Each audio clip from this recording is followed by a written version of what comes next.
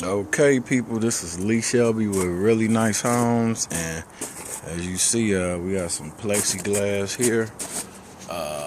About to replace some windows here over at a client's house. Yep. And looking at the side here, let's see, we got one window that's out, and up top here we got a window that's out.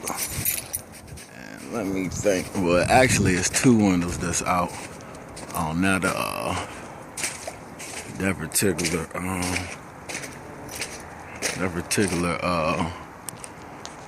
window structure. Then we got one up top there, and I think that's about it for now. So I will